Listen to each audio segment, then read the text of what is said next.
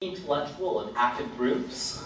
You might see them around campus, denouncing capitalism, praising capitalism. It all depends on which group you happen to bump into. To my left, we have Logic, today represented by Arthur, the CEO, Kenneth, its president, and Chad, who's also another officer within the club.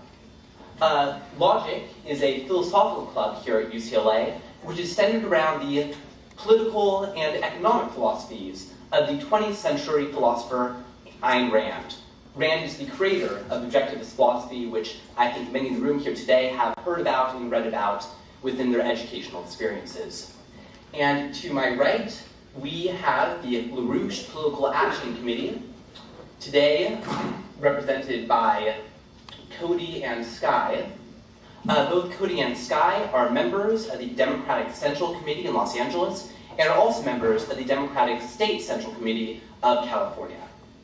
The LaRouche Political Action Committee is centered around the political and economic philosophies of the very controversial 20th century thinker named Lyndon LaRouche. I asked both our debaters today to please keep time. If you go over time, I'll unfortunately have to cut you off. I'll be giving time signals during the debates, 5 minutes, 4 minutes, 3 minutes, and then of course during your last 10 seconds, I'll be raising my hands like this. Well, enjoy the debate, and hopefully this will be an educational experience for us all. You want to go over the format? Right. To give you guys a brief overview of the format of today's debate, we'll be starting with a 10-minute opening by Logic, with then a 5-minute cross-examination between both groups. Then we'll be having a 17-minute opening and rebuttal by the LaRouche Political Action Committee, followed by another 5-minute cross-examination between both groups. And then throughout the course of the debate, we'll be having 7-minute speeches by both teams until the debate will ultimately end with 10-minute closings by both teams. Great, let's begin.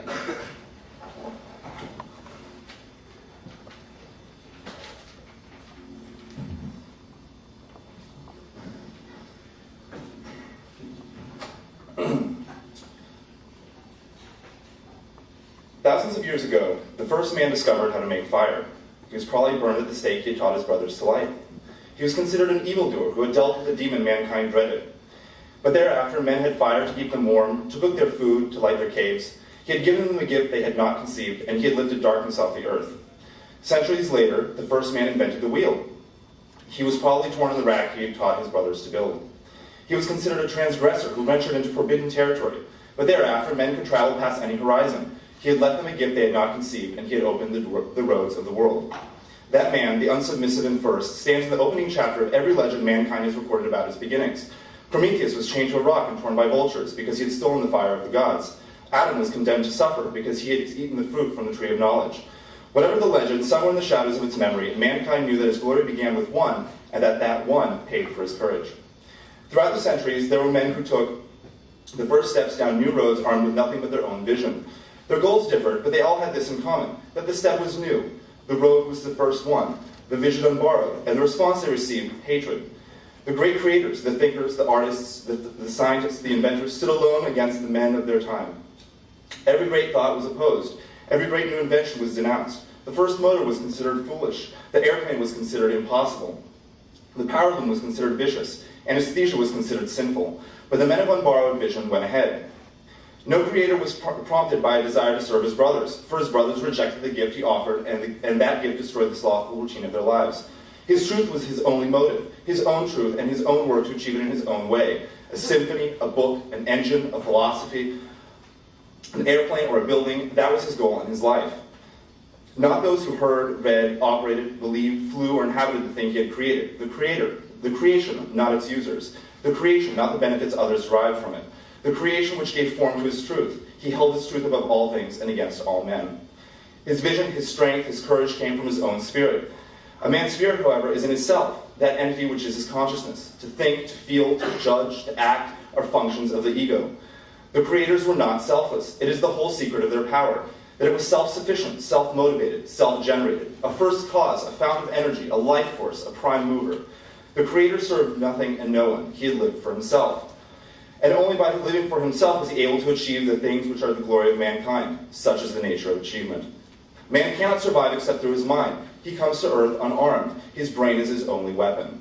Animals obtain food by force. Man has no claws, no fangs, no horns, no great strength of muscle. He must plant his food or hunt for it. To plant, he needs a process of thought. To hunt, he needs weapons, and to make weapons, a process of thought.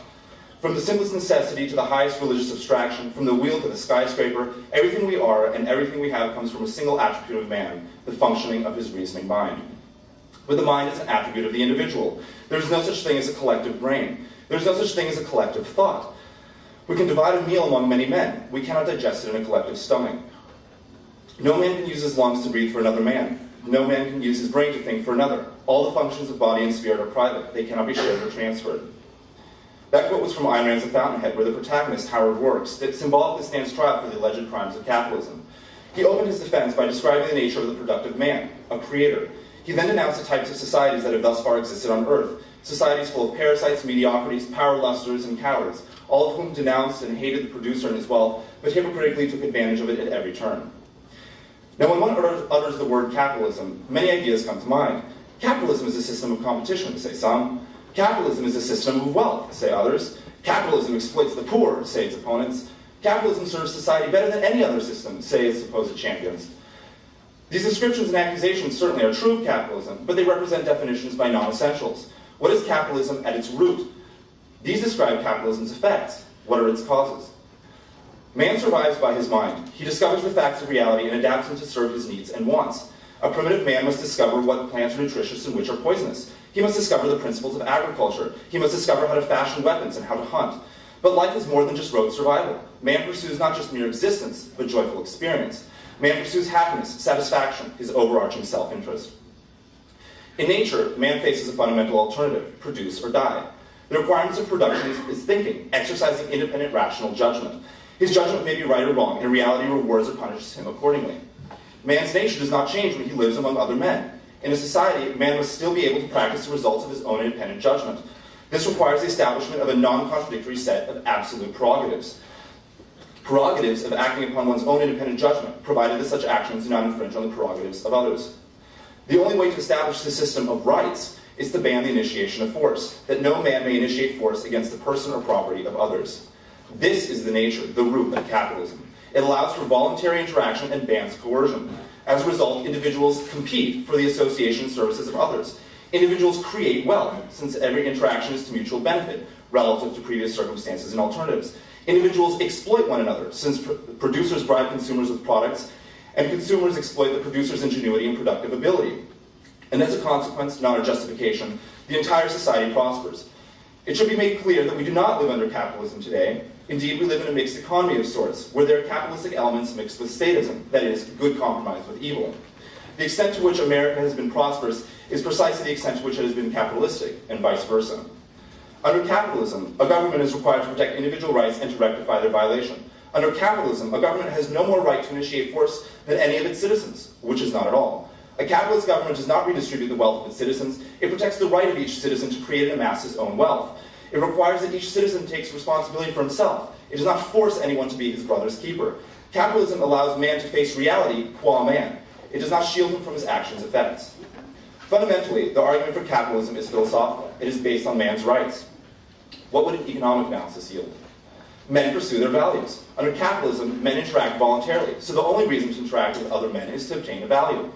Each party to a transaction sees it in his own interests. Otherwise, he is free to abstain.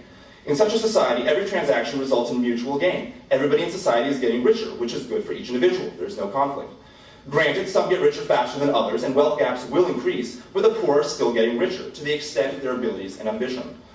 Now, society as such does not value. Society is not an entity. It does not have wants, needs, goals, or ambitions.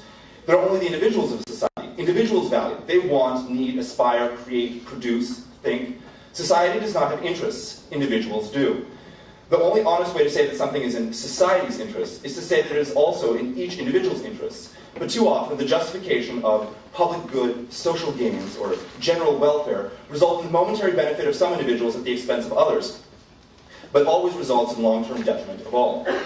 These types of policies are always harmful and are in fact anathema to capitalism. Instead of allowing individuals to create and operate by natural incentives, the government distorts incentives, turning value into non-value, and vice versa.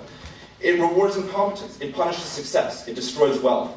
Instead of protecting the absolute right to private property and to voluntary association, the government grants exclusive franchises, establishes coercive monopolies, subsidizes industries that can't survive by appealing to consumers' desires, restricts and regulates the whim of pressure groups, lobbyists, special interests, unions, and corporate donors. When the government interferes in the economy, it is a travesty. It is a violation of individual rights that, not coincidentally, results in a whole host of problems for everyone. Consider one of a myriad of examples, rent control. Instead of allowing landlords to discover for themselves the most efficient allocation of their resources by adjusting prices according to what the market can bear, rent control violates the rights of landlords to do with their property as they wish. Because there's no such thing as a right to housing, there's only the right to create or trade for it. It is only by violating landlords' property that rent control can supposedly benefit renters. But does it even do that? Rent control limits the profit that landlords can amass. Not only does this punish their success, their ability to identify and invest in an industry that will yield a good return, but it limits their ability to invest their profit in further development.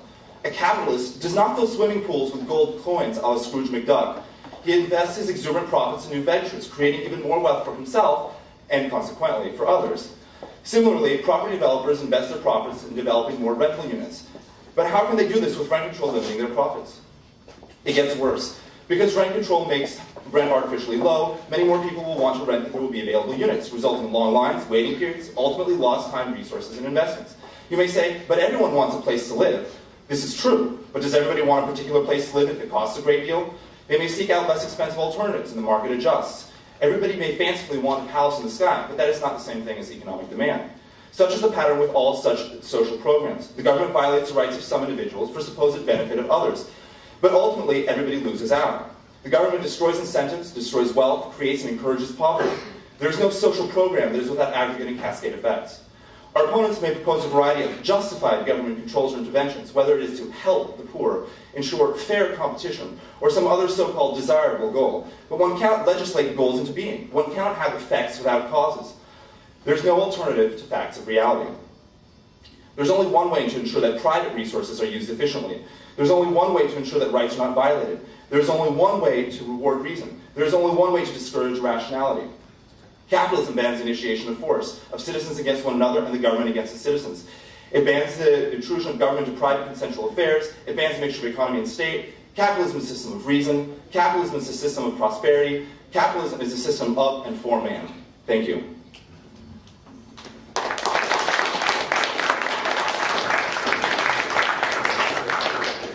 We're going to have a cross-examination period between LaRouche and Logic.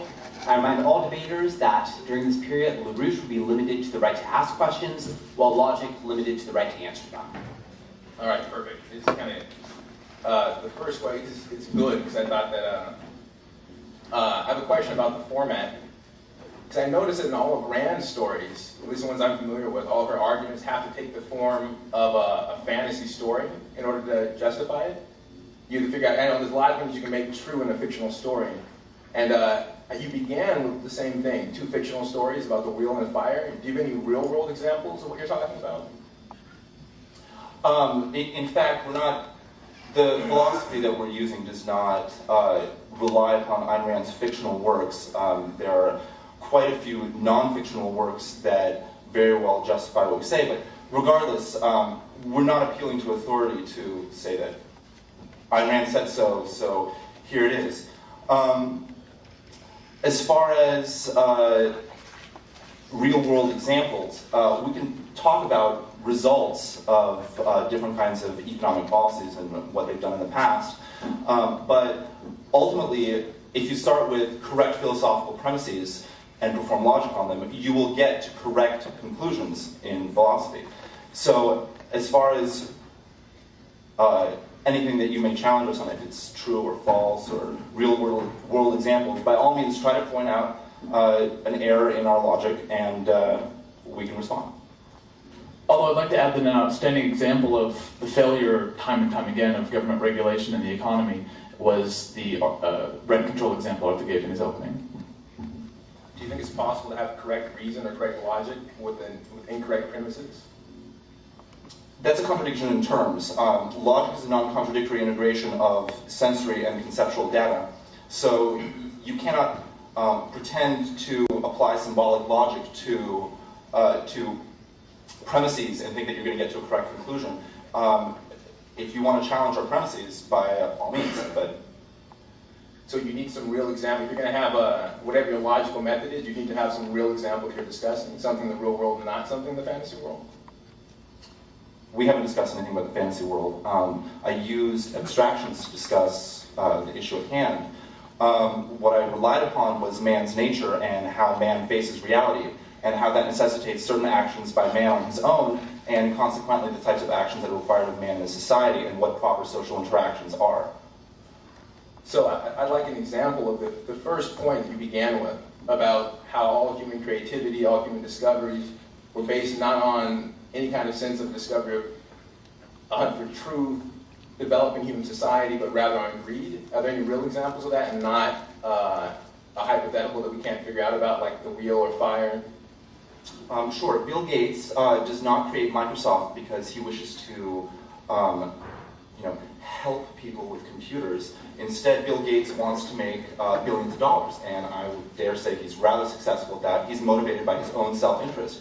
That doesn't mean that self-interest requires trampling over other people in the sense that you violate their rights. You don't trample over piles of corpses to achieve your ends. As I've described, you can initiate force, but it does mean that people are acting toward their own interests, and in so doing, they factor in other people's interests in economic activity. After all, producers have to bribe consumers with something. Is there anything that would cause you to include Bill Gates? Because you began your list with a list of fundamental discoveries, things that seem like they're crucial for humankind. Why would you include Bill Gates as something that's crucial for human development, or do you? Well, what exactly are you going to say is a need? And man does not need anything except a cave, a cloth, and a piece of meat. But man's life is not just about survival. Man's life is about living it to the fullest, because we have the capability to do so, to enjoy it, to experience happiness. So, we don't really need fire or the wheel either. Microsoft, or Microsoft Windows, or the airplane, or you fill in the blank. These microphones, tables, chairs, anything. All these things are for people to satisfy their wants, and in some sense, their need to fulfill their happiness. Well, I'd like to point out that, do you think the inventors of the airplane weren't humanists? I'm not saying that one has to loathe humanity in order to be a self-interested individual. Self-interested individuals are actually the most generous and benevolent individuals of all, if in fact they practice self-interest rationally. One is not motivated primarily by helping others, although one realizes that that is the consequence of their action. And in fact, I'd like to say, thanks. All right, that's time. LaRouche will now have a 2 minutes preparation period before they begin their speech, if they wish to take it. I just have a question, though. With the 10-minute opening and 7-minute rebuttal, are you going to run that as one continuous 17-minute? Yeah, it is. It's one 17-minute speech, 10 minutes for an opening, 7 minutes for rebuttal. But you can apply it however you want. Okay.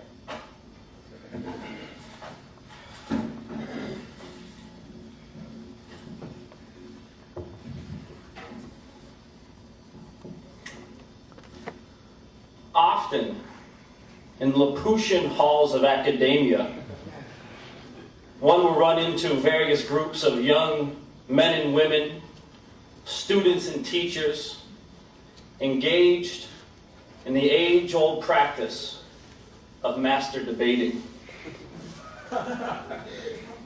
And time again, those master debaters, as is true to the practice itself, willfully commit the folly of negating the most fundamental of all principles, that being reality. Now, we being a movement whose sole mission is to intervene into reality, historical reality, we find a lot of contention in what's being presented by our logicians here. Now, what we represent as a movement is a movement which has been committed for the last 35 years, but as a youth movement for the last 6 years, to a thorough investigation of the science of history and the history of science. Now, this is the foundation of all those ideals which LaRouche has put forward in his science of economy, of physical economy. Now, it should be noted that the debate that we're engaging in here actually took place well over 225 years ago in the establishment of this republic, the Declaration of our Independence, and the formation of our Constitution. Now, if people really think through and take into mind those principles embedded within our own Constitution and hold those against the ideas being put forward by logic, one will see very easily that were we to adopt the ideals of logic, we'd have to dissolve our republic and abolish our Constitution. Now, let's go into a bit of LaRouche's ideas of physical economy. Now, where he starts is the role of the individual creative discoverer. But for anyone who's actually engaged in a rigorous study of the actual minds who have made those discoveries, such figures like Johannes Kepler. People should be familiar with Kepler. The founder of the idea, the discoverer of the idea that the planets travel in elliptical orbits around the sun. The discoverer of the principle of universal gravitation. A real discovery in the real universe, which has gone to great lengths to promote the development and advancement of mankind. Now go back and in fact read the works of Johannes Kepler.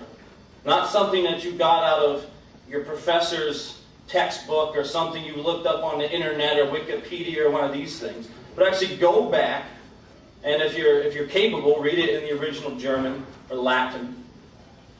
But look at what Kepler himself actually says about why he made his discovery. The man was first and foremost absolutely committed to humanity. He was committed to creating a future which was better than the reality which he currently existed in.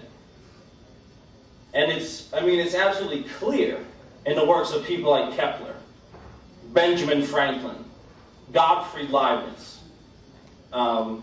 Einstein. I mean, these were men of science who were committed to the future and committed to humanity itself. And so it's from this standpoint, from the investigation of the actual minds of the shapers of history, that LaRouche has developed his discoveries in the domain of physical economy, of investigating the role of the individual discoverer in confronting a true ontological paradox in the universe and applying that uniquely human quality of hypothesis formation to discover some new and yet unknown universal principle. And then testing that principle in reality. Saying when mankind discovers, assimilates, and acts upon this discovered principle, what are the effects to mankind? If it's a truthful discovery, the effects will be measured in terms of something known as potential relative population density. Does this discovery, when applied to the human species, increase mankind's power to exist and flourish within our real universe?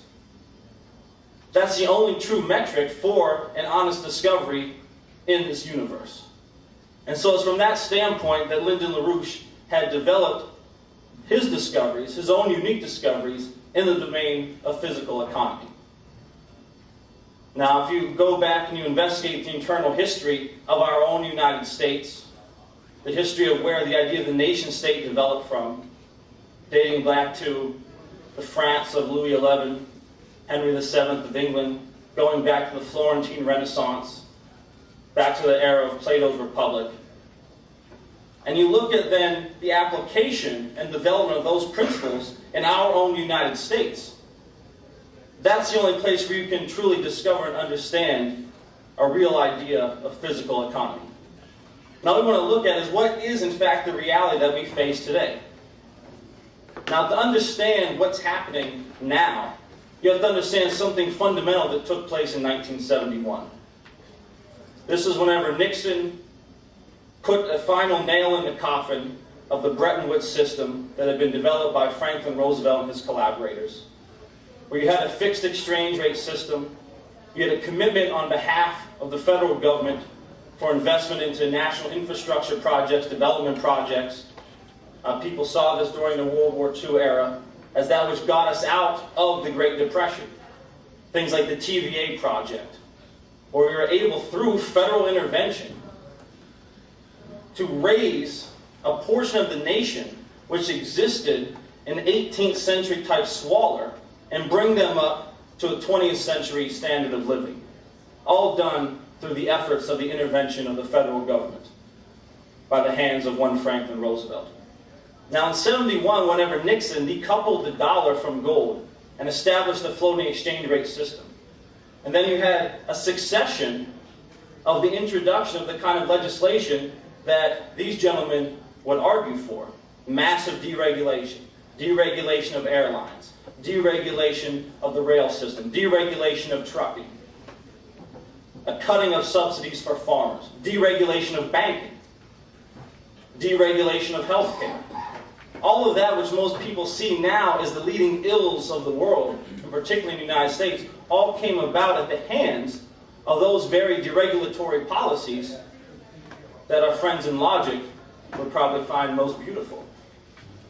Now, what we've seen is we've got ourselves in a position now where this United States, and consequently the world, are teetering on the edge of the largest financial and economic blowout the world has ever seen. If you look what's occurring right now in the banking system, where you've got banks, J.P. Morgan and others, Chase Manhattan, the largest banks in the world, have about a 10-to-1 portfolio ratio of derivatives to assets. Meaning for every $1 of assets that any one of these banks has, they've got $10 in derivatives obligations, debt obligations, surpassing upwards of $100 to $11 trillion. $100 billion to $11 trillion.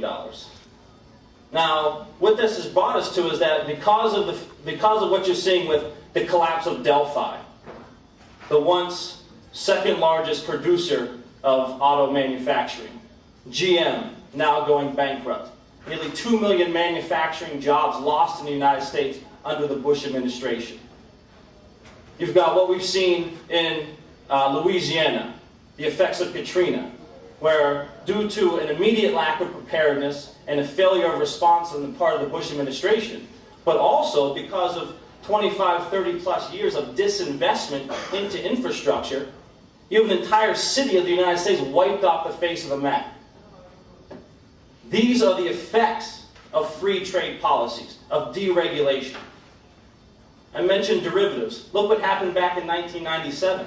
Alan Greenspan himself, who many people might know, a protege and sometimes lover of Ayn Rand, had to acknowledge that in 1997 we nearly lost the entire financial system when long-term capital management went belly up, where $3 billion of liquidity was leveraged into nearly $6 trillion, and the whole thing nearly went under. And at that point, Alan Greenspan had to take emergency action to intervene. This is the Federal Reserve Chairman intervening artificially to pull together the heads of the leading banks around the world, to pull together $3.5 billion to bail out long-term capital management before the thing blew up. And now we've got a situation worse today than what we faced in 1997. So that's the reality. You've got massive unemployment sweeping the globe. You've got wars ravaging Afghanistan, ravaging Iraq. You've got all kinds of smaller surrogate wars throughout Africa, throughout South America, Southeast Asia. You've got a planet on fire right now. And all of this has been at the hands of an increased movement towards deregulation, towards free trade, and towards globalization. Now, what Lyndon LaRouche is proposing right now, what we're fighting for right now within the Democratic Party, has been one, we've got to remove the roadblock to a real solution. And the face of that roadblock right now is Dick Cheney. And as we've been successfully able to do, is you've got Cheney on the ropes. Look, Libby was brought down. Cheney's going to be the next to go. You clean these guys out, all of a sudden you've got a new potential within the United States to move with the kind of legislation that LaRouche has proposed. That you've now got people like Senator Harry Reid moving on. That has the Republicans a bit freaked out, to the point where the head of the RNC was forced to acknowledge that Harry Reid had a LaRouche moment whenever he said there's a dark cloud hanging over the White House, and that dark cloud is Dick Cheney. So in removing Dick Cheney, and then leading a fight within the Senate, we can once again bring the United States back to the direction that we were moving under Franklin Roosevelt, who, by the way, his inspiration for those very protectionist policies that he used to save us from the Great Depression and to defeat what was a real fascist movement within the United States, was him acting as an echo of his great-grandfather, Isaac Roosevelt, a follower of Alexander Hamilton. Now, those policies are exactly what Lyndon LaRouche is proposing that we introduce today. A regulation of the banking system, a move to take the current financial system and put it through a kind of bankruptcy reorganization, where we'd be wiping out trillions of dollars of faulty debt, not only in the third world, but in the United States itself. And then what we would do is act with the power of the federal government to create tens of trillions of dollars of credit to invest into infrastructure projects, nuclear power, high-speed maglev rail, water systems, other forms of transportation systems. Move the United States back into becoming the world's leading manufacturing nation on the planet of high-end, capital-intensive technology, which we would not only produce to facilitate the massive redevelopment of the United States, but which we would use to carry out a massive exporting of this high-end technology into the so-called developing sectors to facilitate their development up to first world standards. And in fact, it's only through this kind of a policy that this United States and consequently the world are going to be able to move out of this current collapse.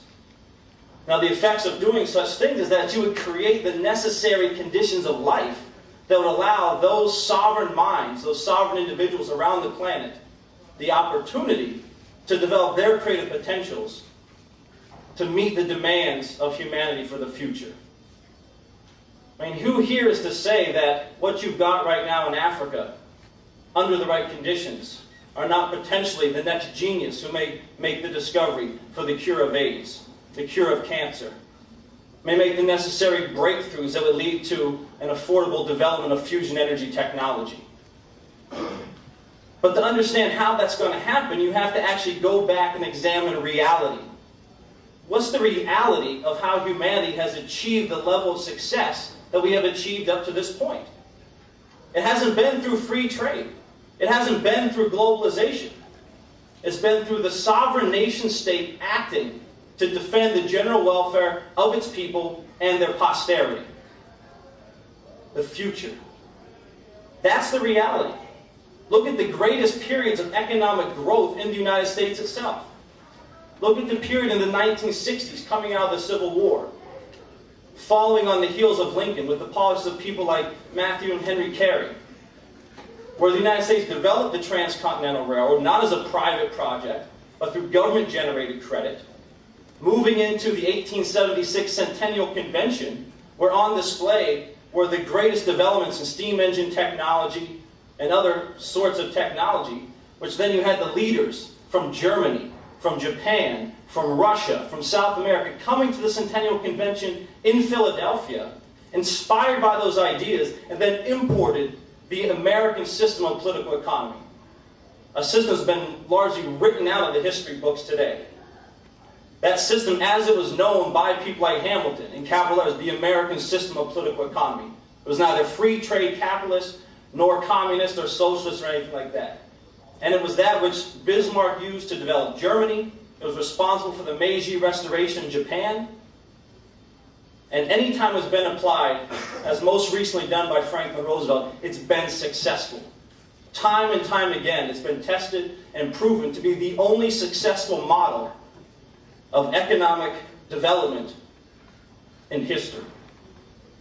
And I challenge these guys to come up with concrete historical cases where the application of pure free trade deregulation has ever produced an ounce of good for humanity.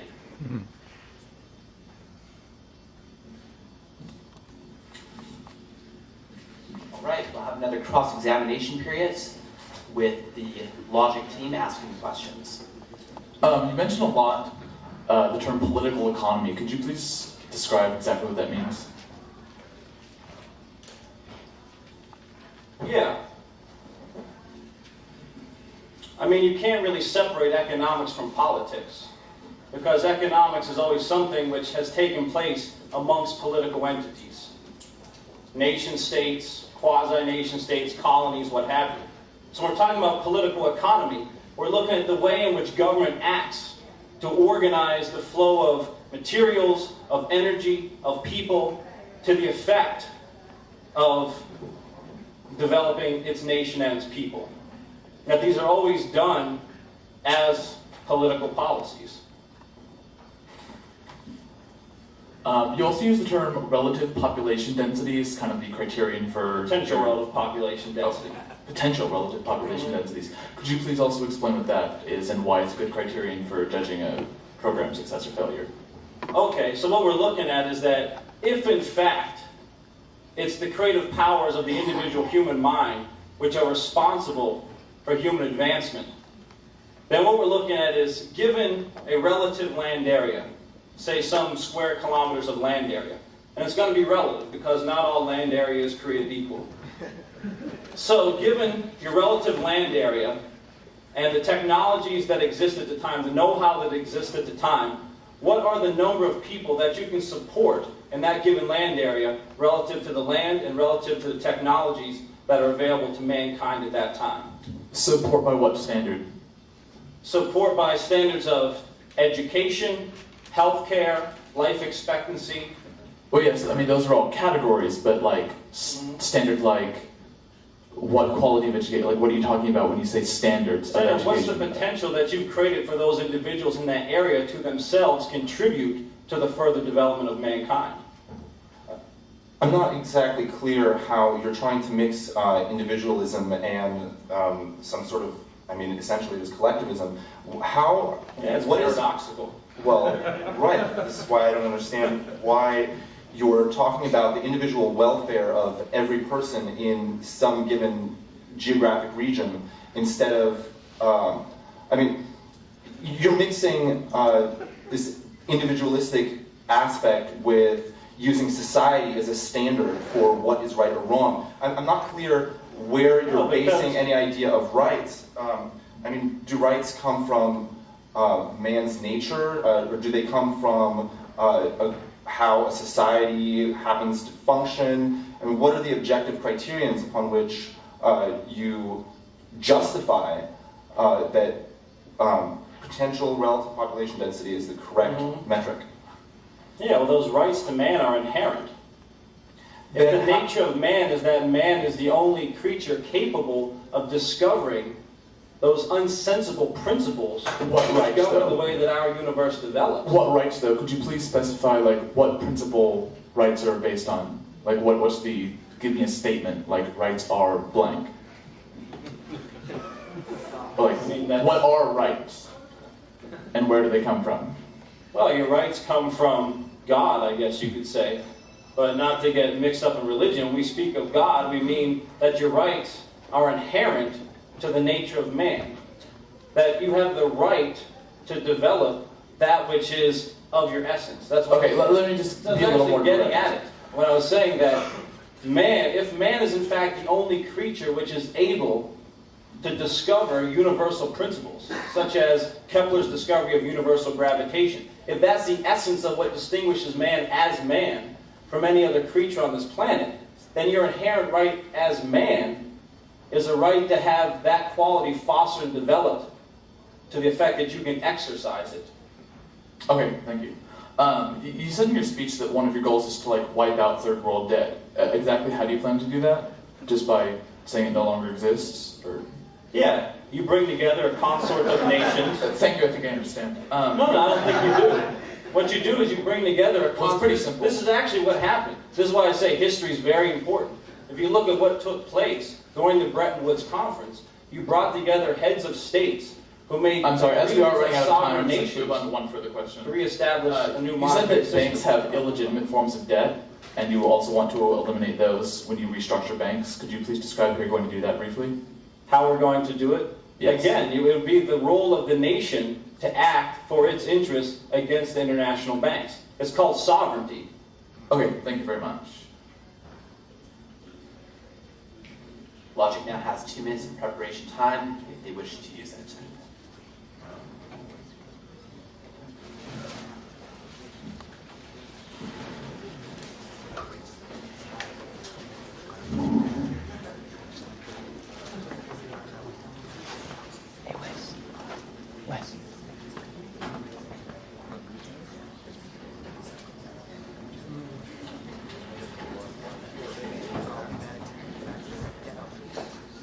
Wes.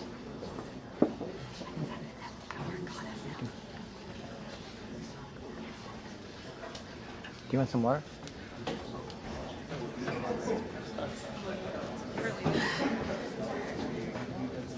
you want some?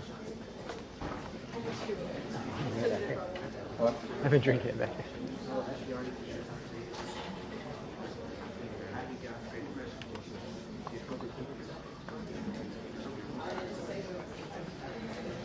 This isn't a debate between you guys. This is a good debate.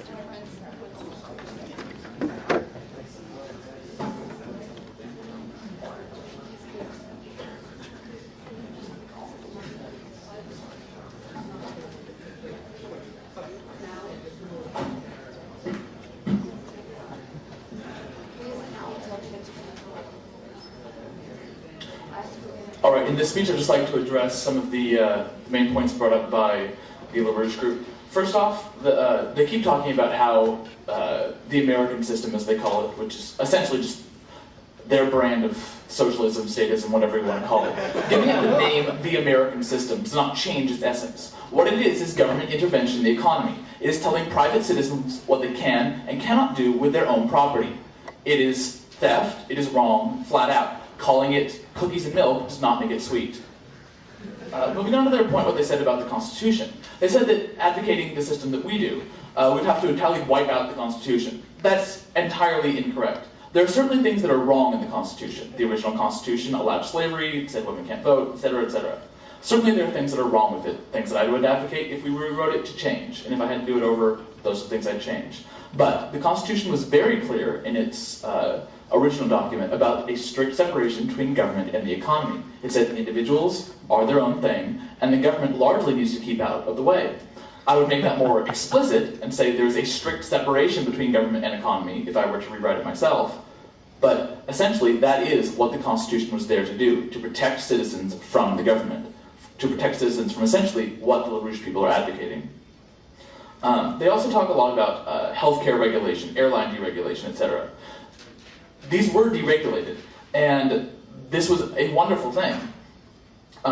For instance, the problems, certainly we do have problems in the healthcare industry, in many other industries, but the problems that stem in the healthcare industry are problems of government regulation. It is because there's not enough competition in the market, because that competition has been disallowed and stifled by government regulations, that we do not have enough competition, and we do not have enough choices for healthcare, and we do not have all the other things that would characterize a good healthcare system. They also talked about Hurricane Katrina and how this was a huge disaster and we need more government programs, more government aid, etc. Absolutely not. This should be the clearest point of all. Who was the last agency there? FEMA. Who was the first there? Walmart. Do you want to know why? Walmart had a profit motive to get there. They said, we're going to charge people $20 for a bottle of water. Yes, we're going to get there very quickly. And then when they show up there the first on the scene, what are they called? They're called evil, and they're called price gougers. Where's FEMA? Nowhere. FEMA is not there because it doesn't have any motive to be there. Other than like a revolt that would absolutely just oust the government and plant a new one, how is FEMA going to get negative feedback when it does something wrong? It doesn't. Unless the country's going to get together and just vote out the entire government, FEMA's not going to get the message that it's doing something wrong. Walmart will get the message that it's doing something wrong if Home Depot goes there first. Because Walmart will lose out on millions or hundreds of millions or billions of dollars in profit. Walmart was there first because they saw a profit and leaped on it. That is the essence of the capitalist system. It's exploiting them. Yes, absolutely. To their own benefit. To mutual benefit. People do not buy $20 bottles of water if they don't think it's in their interest. They want water. FEMA does not provide water. Walmart does. They also seem to allege that we support Bush-Cheney administration implicitly. That is not correct at all. Sure, they do some good things, I guess, like tax breaks. More power to them for that. But the Bush-Cheney administration has increased the federal deficit more than any other administration. And even when you don't consider war spending, they've still raised it more than most. They've given Medicare entitlements and all sorts of new government programs and subsidies to airlines, for instance, that Logic wholeheartedly opposes. We are not just supporters of the Bush administration, and it's ridiculous to say that we are. They say that the policies of FDR have been the most successful throughout history. This is absolutely wrong. I'd like to point you to, I don't have the name of the study, but last year there was a study published by the UCLA Economics department that actually came to the conclusion that it's kind of interesting because the two economics grad students who were doing the study originally did the study to show that the policies of the New Deal helped us get out of the Depression. But the conclusion they came to was that FDR's policies prolonged the Depression by more than a decade. That if we had not instituted those policies, and if we had let the market forces work, if we had let people and businesses get the economy out of its depression just by market forces, by supply and demand, by offering products and services, rather than increasing the government's debt and just pouring money into an economy, that we would have gotten out of the Depression a lot sooner. That's not a coincidence. When people have a financial interest in doing something, i.e. seeing a market and going after it, that's the best system for everyone. When you just hand people money, like we do in Hurricane Katrina, they just say, here's a $2,000 check, rebuild something. What do? They go buy Louis Vuitton purses. They say that politics and economics are inextricably linked. That is only true to the extent that the government needs to butt out of the economy and say, we're going to enforce contracts and we're going to let you do all the rest. It is not the government's job to sit around and be the little nanny of everyone and say, you give him $2 for this and then you give him this. No, the government's job is merely to protect the economy from the government. The government's job is to make sure that if people have contracts, they're not violated, and that's it. That's it as far as economic intervention goes. It is not the government's job to take money, the hard-earned money of private citizens, and give it to whoever it thinks is going to use it best. Time and time again, it has been shown to not be the system that works best, as well as being entirely immoral, if you think of it as Bill Gates earning money, earning billions of dollars, and then having it just stolen from him every year by the IRS to give out to welfare recipients or whatnot. They bring up the fact that Kepler, etc., and his colleagues were great altruists. They did things to help humanity. They didn't want this for themselves. They wanted to spread goodwill and better everyone. Well, only because they live in humanity. They didn't want to better Martian life. They didn't want to better some extraterrestrial colony. They wanted to better life on Earth because they live on Earth. Kepler wanted a better system of philosophy, a better system of science, because he lives on Earth and benefits from that. He wanted that for him. Clearly it's going to benefit everyone else, but he wants it for him, because he lives here. That's why he doesn't, like I said, try to help aliens, or help heaven, or what other entity that he does not live in. He wants to help himself. Anyone who is a noteworthy person in society, Bill Gates, etc., was brought up earlier. Bill Gates wants money for himself. Sure, he gives a lot to charity, that's mostly for tax breaks, but he wants money for himself, and that's a very good thing.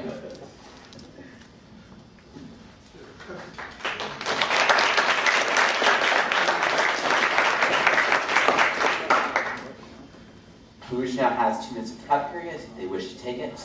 And I'll also remind the audience that once the debate ends, there will be a 1-hour period of questioning for both LaRouche and Logic, where the audience can bring up any issues that they want to question about.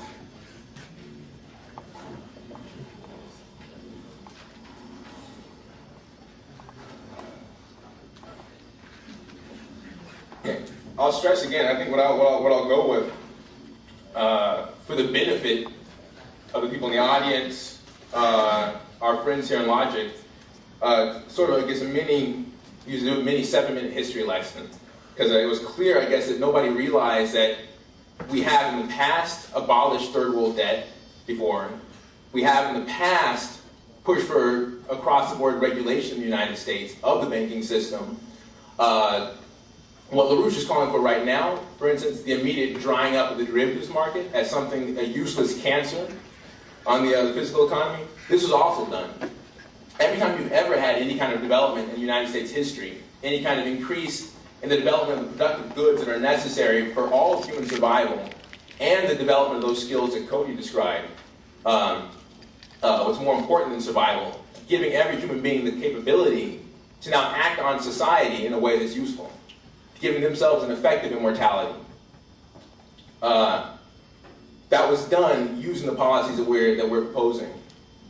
And I'd suggest anybody in here do a real thorough review of that period. Take a look, for instance, at what Roosevelt did with the development, bringing electricity into the rural areas of the United States. This was done in opposition to the power companies. The utilities fought Roosevelt every step of the way.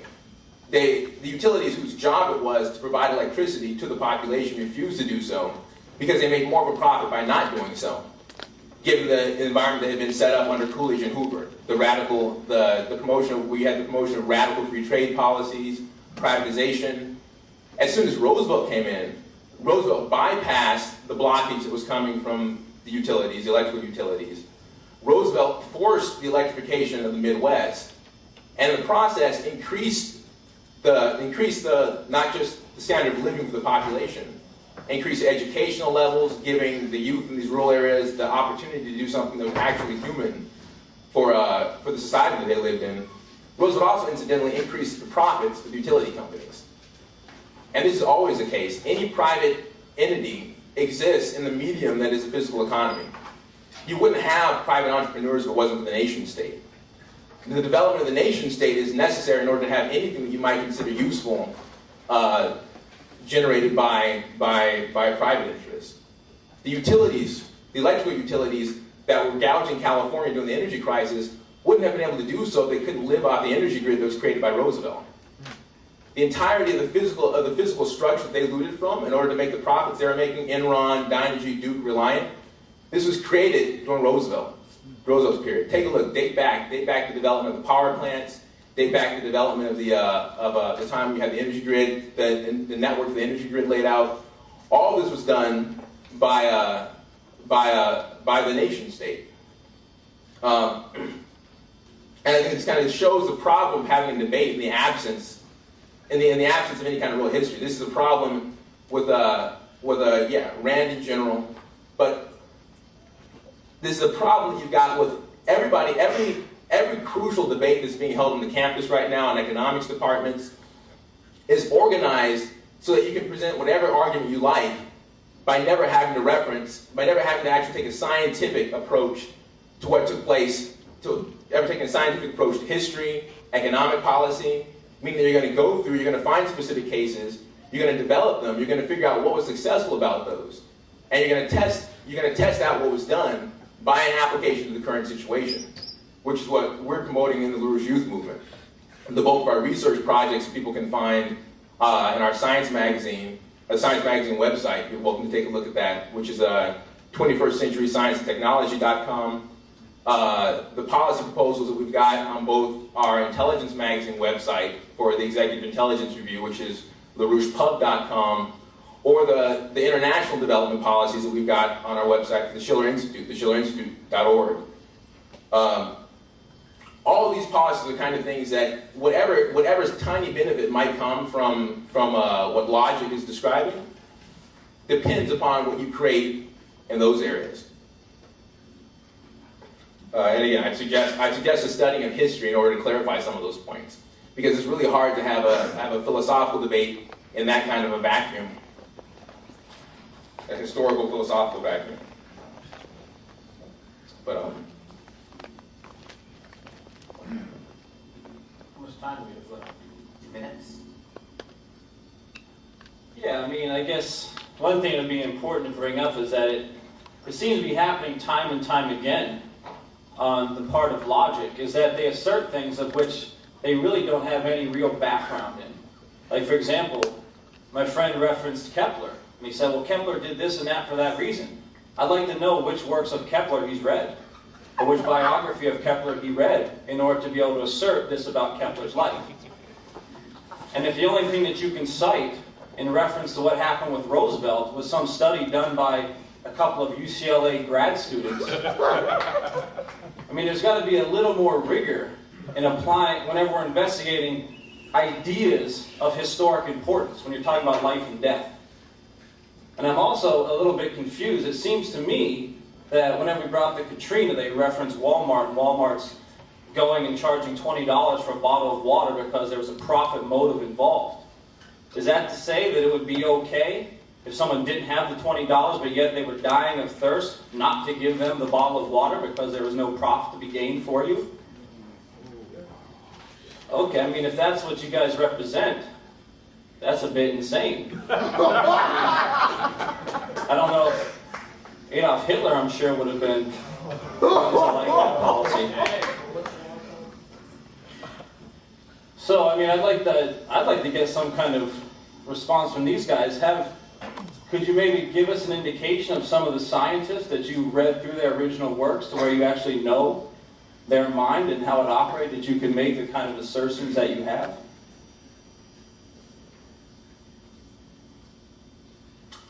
Are we done?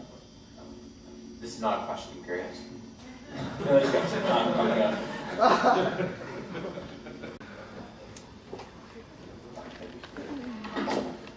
All right, so some of the things that we end up debating are that philosophy is, in fact, an actual, rational, exact, and precise science.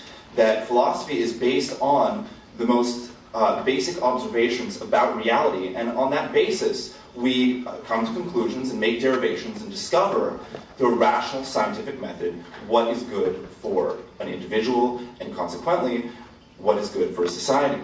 Now, what the LaRouche movement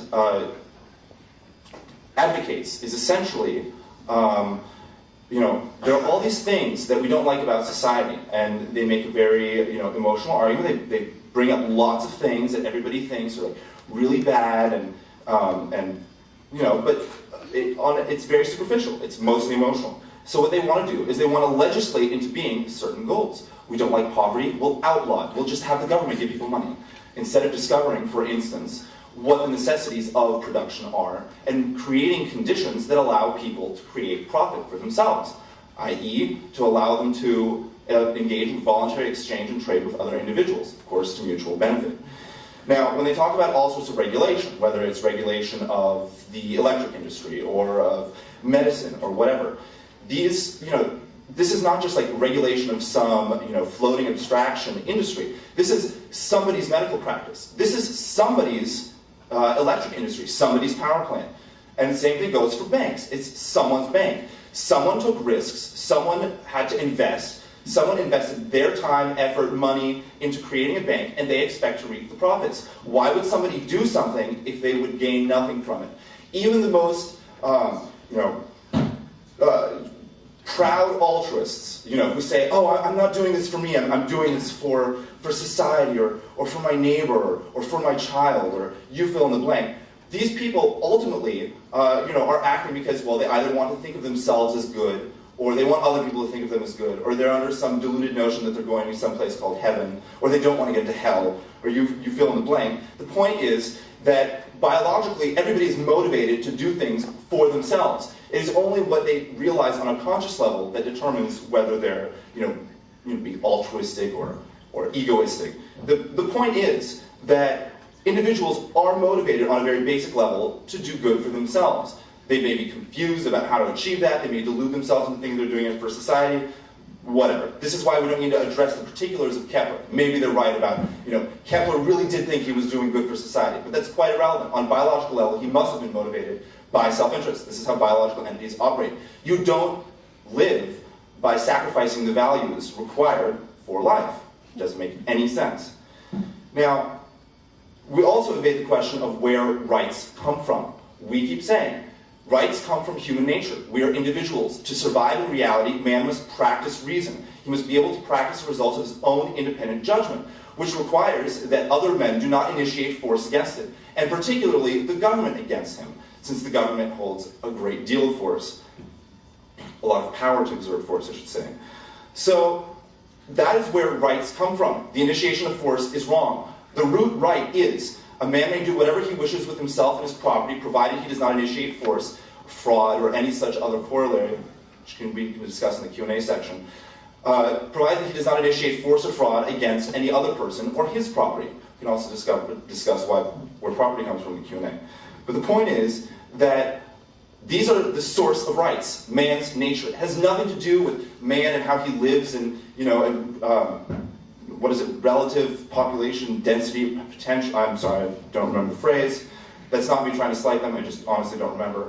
The point is that people have rights, the government must protect those rights, not violate them.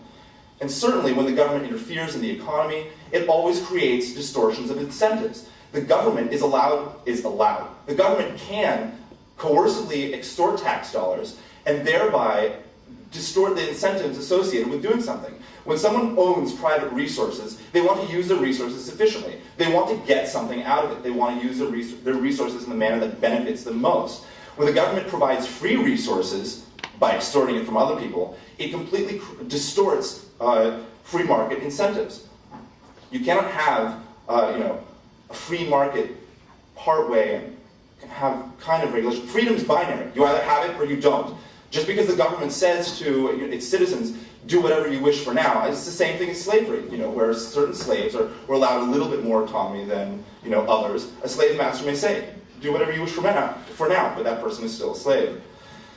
Now, as far as economic improvement throughout history, in pre-capitalist Europe, there was utter destitution. People subsisted on mere dollars a week, dollars by our standards today. And finally, when we went through the Enlightenment, we discovered principles of capitalism, of individual rights, etc. Conditions improved remarkably because these principles of governance were consistent with facts of reality, human nature. It was based on the exact science of philosophy. Now, granted, some of those people were still confused to some extent, but the point is that they were on the road to creating correct principles of governance. Now, when the United States was developed, when the United States came into being, we were particularly concerned about government encroachment on individual liberties. This is why we seceded from Britain.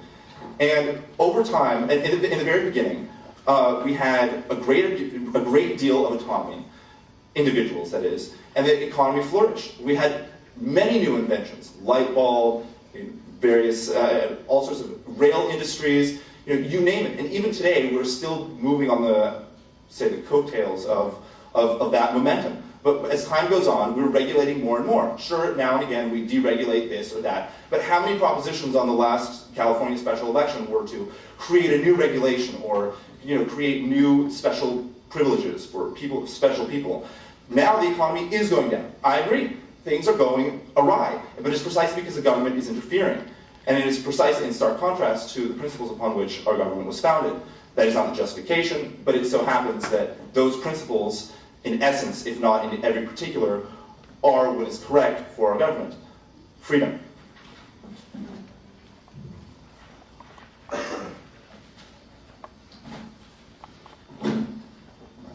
We now have 2 minutes of preparation period.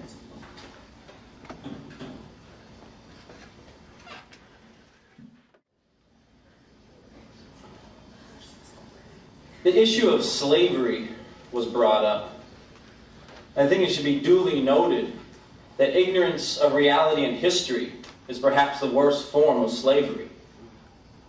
And this is in fact the point that we want to continually keep coming back to, is that what you've got is you have a distortion of reality and an ignorance of real history. The real history of ideas, the real history of science, the real history of our own United States. Now, if you look at the principal founders of our nation, if you look at the first Treasury Secretary of the United States, Alexander Hamilton, he was an avid promoter of protectionism, of tariffs, of government regulation. If you look at the writings of Benjamin Franklin, again, he defended the rights of the nation to protect its people from the scourge of free trade and globalization.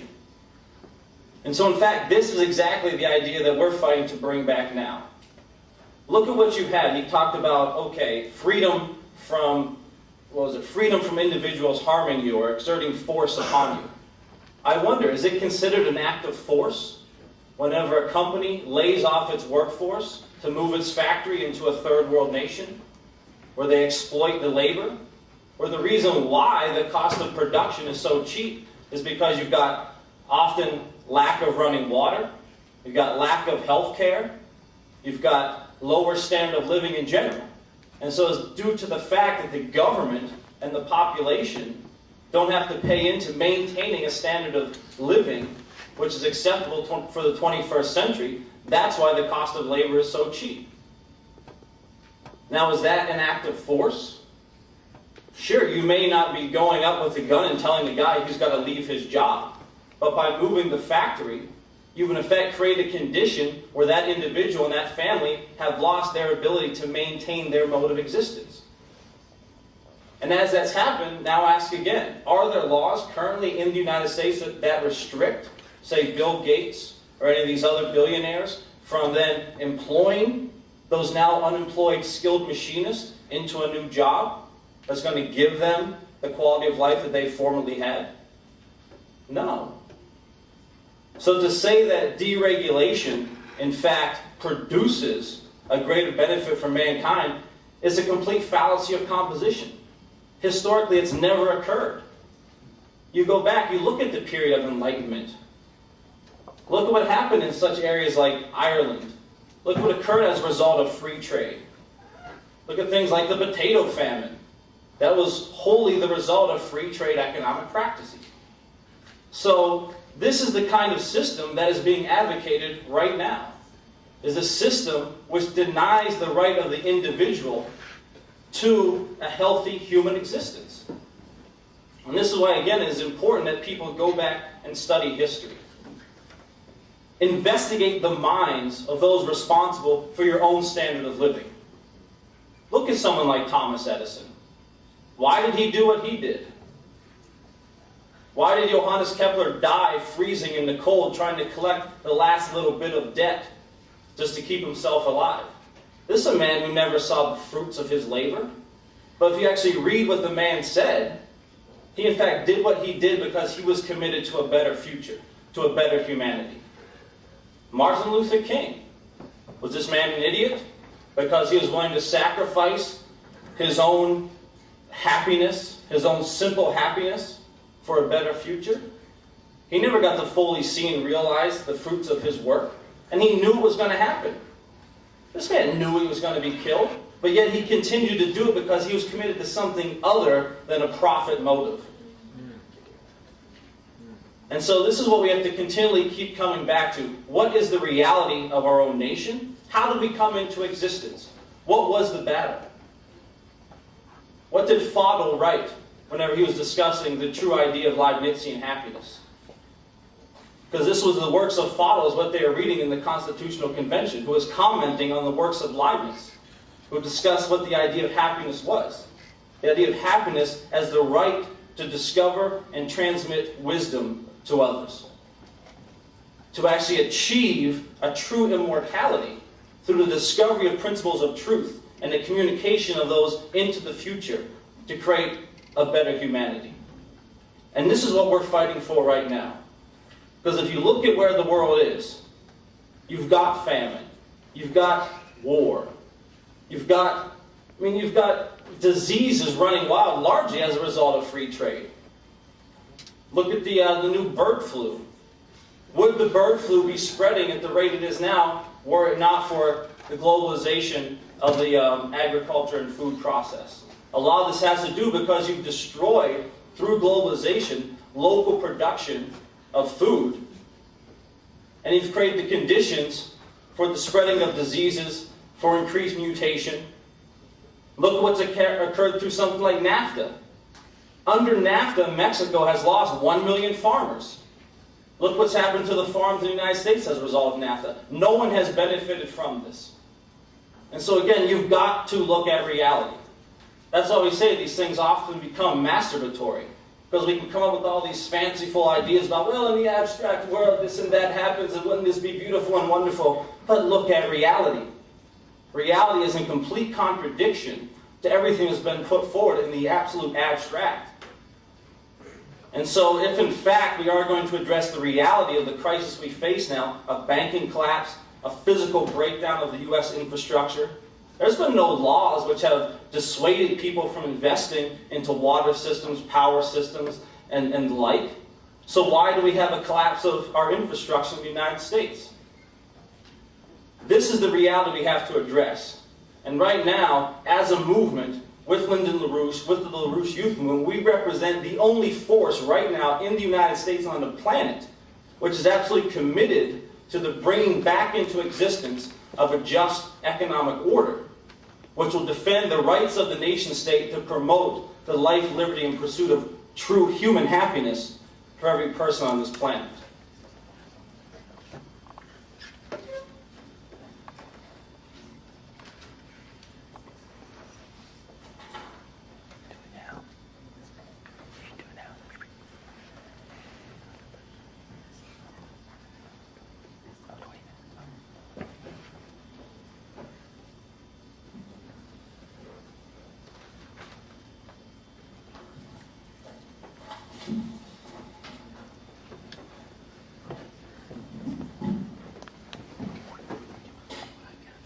This debate has kind of taken an odd approach. On the one hand, you have logic. Logic is saying, man has rights. We tell you exactly where these rights come from. These rights come from his nature. These rights come from the fact that in order to survive, he must produce. He must create things that others find valuable. He must produce things that further his own life. Philosophically, rights are absolute. You have the right to your property, and you have the right to trade it freely, to gain for yourself, and to make your life as good as possible. Those are your rights. The government is there to protect those rights, to ensure that people do not steal from you, that if you have a contract with them for some good or service, that it is provided, etc. What does LaRouche tell you? They do not tell you anything about rights, other than the fact that you have them. What are they? Blank out. Where do they come from? Blank out. They have no concept of what rights are, why they exist, where they come from, anything about them. They just say that you have rights. What are they? I don't know. Logic tells you exactly what they are. Your rights are to your property. They say that your rights are to other people's property, that you have the right to the property created by a bank. Or if you have a debt with a bank, it's your right to have that debt relieved. They say things like, we're going to, re-regulate banks, and we're going to relieve debt in Africa in order to bring them out of poverty. Whose banks are you regulating? Whose property are you telling bank owners that they can, or when you say that a bank can't, when you say that you're going to regulate a bank, you're regulating someone's bank. You're regulating John's bank or Pat's bank. This is their property. This is not some abstract thing that just exists and it's like a tree, you just get to tell it what to do. This is someone's property. This is something that someone's worked very hard for, has invested a lot of time in. They do not address this at all. They just think it's something that grows on trees. Like it's an apple, and it's just that was just there. And it's just their job to discover how best to divide it amongst everyone in the room who's hungry. No, this is something that someone planted. It's something that someone worked very hard to produce.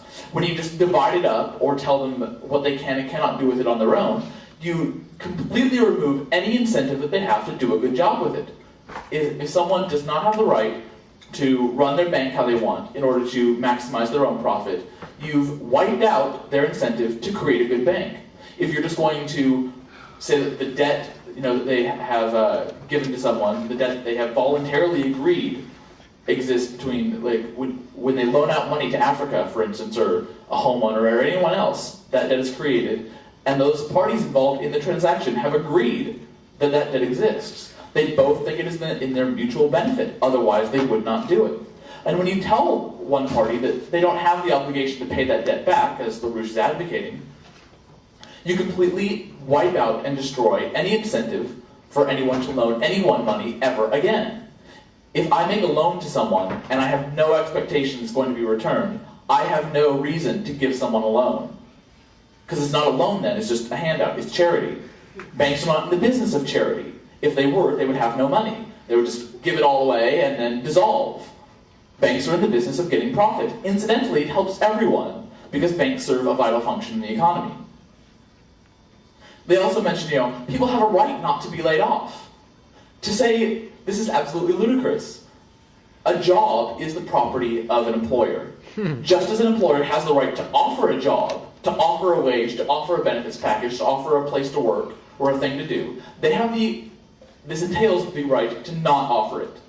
And as soon as it becomes not profitable, not in the company's interest to offer that job anymore, they should take it away. Otherwise, they're being inefficient. This is not only a disservice to them, it is a disservice to everyone else in the economy. This is a disservice to their shareholders, it's a disservice to the other employees, it makes the business run less efficiently, less smoothly, and is ultimately worse for everyone. They say that history is what we need to be looking at. History. They completely ignore philosophy. Where do rights come from? They do not address this at all. You want to learn about history? Like I just said, policies that were instituted under FDR during the Great Depression lengthened the Great Depression. I don't have the exact study with me, but it makes sense. Think about it. When the government just hands out money and says, go do with it whatever you want, and doesn't say, you are only going to do things that you think are in your interest, or you should do something because a market exists and you want to develop it for profit, of course there's no incentive to do things properly. Take, for instance, electricity in the South. They said, under FDR, it was mandated that companies lose money by investing in infrastructure for electricity in the South. It wasn't profitable then to do this. It should not be done until it's profitable for someone to do it. Because people in the South want electricity, there's going to be a market for it. It's just a matter of someone finding a way to make it profitable.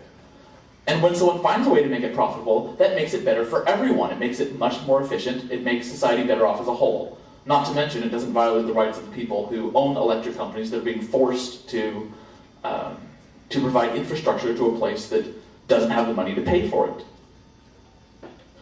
Ask them where they derive their source of power. They say that it's the government's job to do everything to satisfy everyone's whim and fancy. Ask them where the government gets that power. Logic tells you the government doesn't have that power. That you have the power only to do with yourself and your property, and you have the obligation to not force other people to do things that they don't want to do with their property. They do not address philosophy at all. Please keep that in mind. Arthur has a couple things to say, so I'd like to turn over the mic to him for the last minute. Yeah, as far as what happened with the Depression, the cause of the Depression was that the government told a bunch of banks, you can lend out more money than you actually have on reserve. So all these banks allowed, lent out a lot of money to people who wanted to invest it in various things. Now, when you have an unlimited amount of money or an artificially high amount of fake money to go ahead and spend on anything you want, you're more likely to be reckless with that money. So, in fact, what happened was that you had a lot of bad investments. People finally realized, gee, these investments are failing, and everybody realized that all of this money was backed by actually nothing. And so, lo and behold, the entire economy collapsed because everybody was cashing in all this money that actually didn't exist. So, how did the government propose to solve it? How did FDR try to solve it? Why, let's let the banks give out even more money. You don't fix a disease by cutting out the organ that fixes. That was poorly worded, but I think you get my point. All right, and this ends the rebuttal period. Now LaRouche can make its closing statement.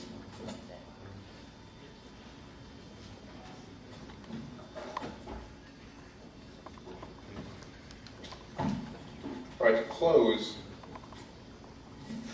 I'll take a chance to make some more reading recommendations for people. People like a chance to see exactly what the necessities for production are, and not in broad generalities, but in specifics. I suggest Alexander Hamilton, the first Treasury Secretary of the United States, had 3 main papers that he issued to Congress upon coming into office. And these are the papers that laid the foundation for the development of the physical economy of the United States, and laid the basis for all of the United States' physical economic power that came thereafter. These were also policies that Franklin Roosevelt came back to in order to get us out of the Depression. The first paper is Hamilton's report on the public credit. The second is his report on the National Bank. The third notable one, to what's come up earlier in this discussion, is Hamilton's report on manufacturers. And he opens his report on manufacturers. This is the founding document. This is a document that created the manufacturing industry inside the United States, which would have primarily been solely agricultural. And in that paper, he calls for regulation. He calls for tariffs. He calls for using taxation to distort the incentives that private enterprise would otherwise find in certain kinds of activity.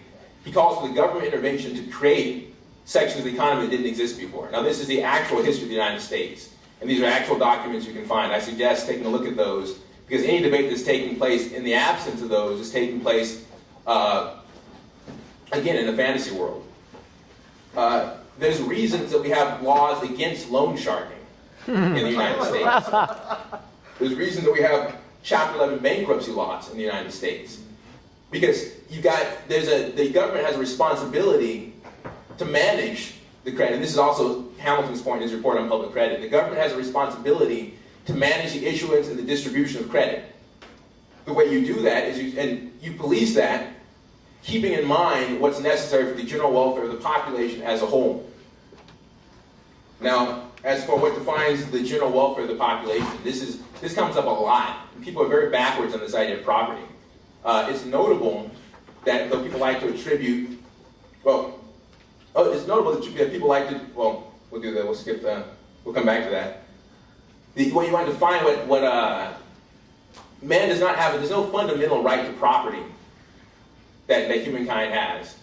There isn't. The right to property in the United States is premised on the only reason that people have access to property in the United States is for the exact same reason that people have access to credit. The government issues it. The government creates the possibility for any citizen in the United States, any private entrepreneur to have access to that. And the government in the United States was the government of the people, by the people, and for the people. The government, which is the voice of the population, the voice of the voice of the general welfare, the way the population as a whole is capable of regulating the activity that takes place inside of it. The government has a right to say that has a right to take a look at the usage of property within its territory and say, well, is this doing something that's beneficial for society as a whole? And the government should do that. The government uses taxation policies to that effect from our inception, from the beginning, from Hamilton's first policies. That was the policy of the United States government. The government does determine what should be profitable, what should not be profitable by what the population needs. And the population has a say in that. That's why we have a representative democracy in the United States. People elect the representative government, and the elected representation makes these decisions. The metric for making these decisions should be human nature. Now, human nature is not, you've got one quality that distinguishes human beings from the rest of creation as a whole. And that's that we've got the capacity to investigate and discover truths in the world around us. We can recognize paradoxes in our existing body of knowledge. And by recognizing that, but use that paradox as your doorway to a universe that otherwise wouldn't be accessible to you.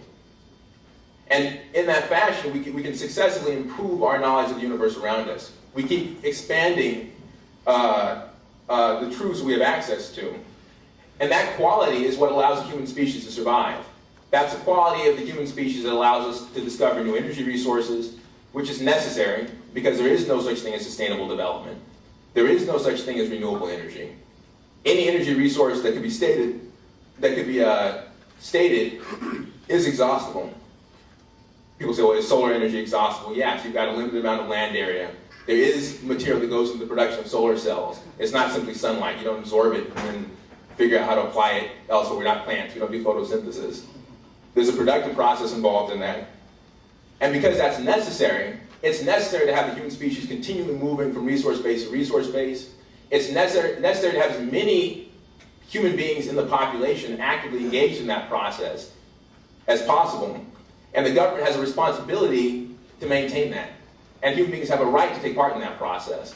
And that's really the only fundamental right.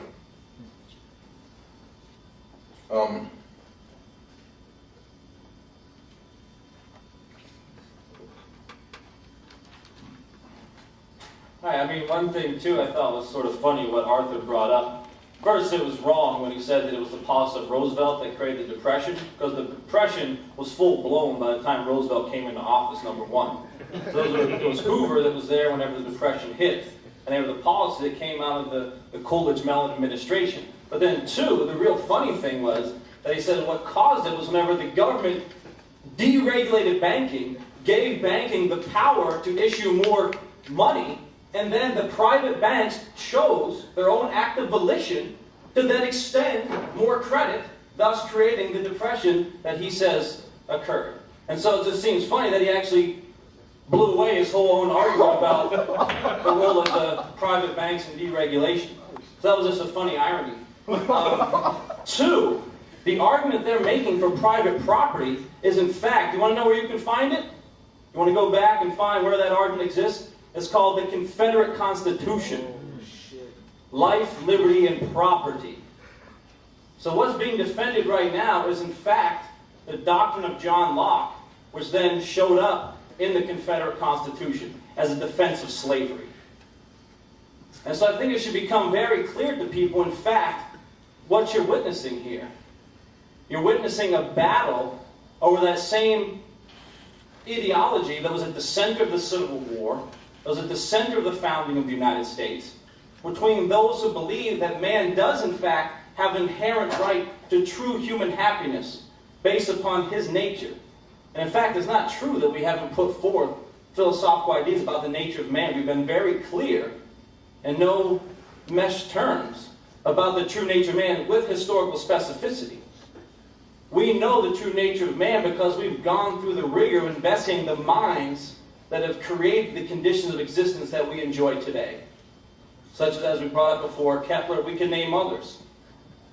We've worked on the works of people like Carl Friedrich Gauss, Gottfried Leibniz, Benjamin Franklin, Einstein, the list goes on. So until you've actually gone through the rigorous work of getting inside the minds of those individuals and knowing, in fact, how they thought, you really have no right to claim to know the true nature of man and to claim to know how mankind progresses. And so, again, we just have to keep coming back to the same old principle. Look at what's going on through deregulation. Is not the crisis that's occurring in Mexico right now a function of deregulation? Look what's happening right now in China. You still have people say, well, look at the great wealth we produce by exporting our industry over there. Nonetheless, you still have hundreds of millions of people in China who live in absolute squalor. Because the standard of living, because the price of exporting of goods out of China doesn't allow for the necessary capital formation to create the conditions to raise the standard of living of the people of China. The same goes for India. This policy of deregulation and outsourcing is the sole cause of the destruction of nations around the planet. And is currently at the center of the destruction of our own nation. And so as this reality becomes more and more clear to people, I think you're going to be forced to come find us on your campus and start to do some reading about what in fact can be done to reverse this economic collapse.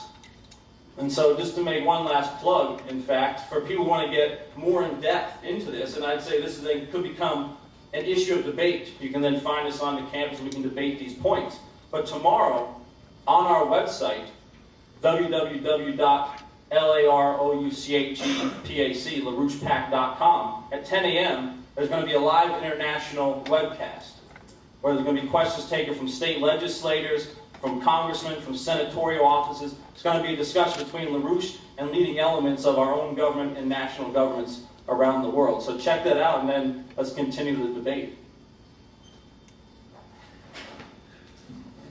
Logic can now present its closing statements.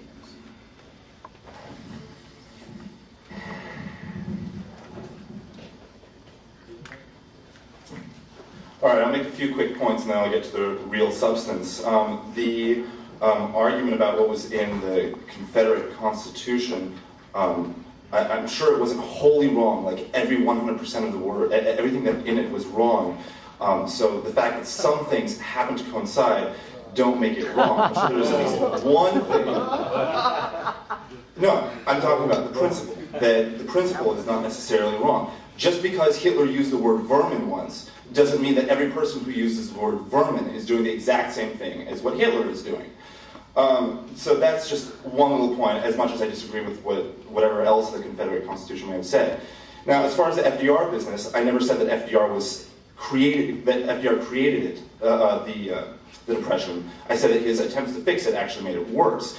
In fact, with banks, we're regulating someone's bank. The government, when it says you may do, you can lend out more money, that is not deregulation. That is allowing fraud. It is fraudulent to lend out more money than you actually have. The government was allowing fraud. That is a form of government intervention. This is why what they did was intervention into the economy, not allowing natural market forces to work where the initiation of force is banned. So it is no surprise then that that sort of policy is what furthered the Depression. Now, to the more substantive points. We're hearing a lot of talk about history. History is important, but history is not the basis of a proper philosophical argument. History is littered with all sorts of facts. What scientific tests are you going to use to discover which facts of history are correct and which are wrong? You can argue about the facts of history all night and all day. How are you going to test them? It is impossible. Created what? Time machine? Come on. So the real question here is one of how the mind functions. Particularization or integration. What the LaRouche camp advocates is particularization. They want to analyze every single little detail of every single little thing that ever happened, and mind you, incorrectly. But the point is, they're trying to particularize all these things instead of integrating them into one or a few consistent principles.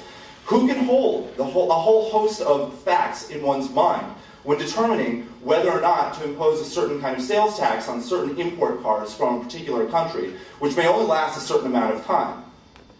How can you, when you drop the process of integrating into principles, which is the method of reason, how are you to come to rational conclusions about what government policies to adopt and which to reject? Now, another thing that has been said is that, well, I'll continue along the same point, that history is something that we need to study, and I agree. But history needs to be studied within the context of a proper philosophy. It is only by understanding what human nature is that we can discover what actual motivations in history are. Philosophy is something that doesn't require special research. Philosophy is something that is available to every man on his own terms. Once you have acquired a certain amount of experience in reality, that is, you've created the concept man in your mind, or you've created a certain vocabulary, you can think through yourself what correct philosophical principles are. You can discover on your own, without reference to looking stuff up in books, whether they're history books or statistics or studies or this or that. Statistics and studies, these are not philosophical arguments. These are not the things that you base principles on. These are things that you use principles to explain. So philosophy being available to every person and history being reserved for the elite who wish to study it, not that there's anything wrong with being elite. The point is that philosophy is something that each person needs to use and exercise, and this is how you get to philosophical truths. This is how you discover what the nature of rights are. It is not by doing a statistical analysis about cramming people into sardine cans and figuring out how many people you can cram into a small place of land and maintain a certain level of a certain standard of living, and they have education, electricity, and all these other sort of values. This is not how you form philosophical principles. And to that end, they think that values are somehow either subjective or intrinsic. Values presuppose a valuer for some goal. Electricity as such is not a value. Sunlight as such is not a value. These things can only be a value to some person for some goal. This is why they cannot try to regulate the economy in order to better electricity. The only people who are qualified to say that electricity is good are the people who use it and wish to pay for it. After all, if you want something, you should be willing to pay for it. Now, this is why we can now get into a question of property. Where does property come from? It doesn't come from government. Government doesn't create the right for people to incur credit or debt with one another. Granted, the government backs it in our current system, but it doesn't create the right for people to engage in trade. Rights presuppose government. This is why we need government. So when we talk about property, let's talk about not fantasy land, but reality. Man requires certain things for his survival. He does not just exist on his own in a vacuum. He requires food, home, along with other things, clothes, transportation, etc. The things that he creates or trades for, those are the things that become his property. This is the nature of property. It's not so much inherent to man as it is just a part of his nature. Philosophical distinction of the word inherent, maybe another time.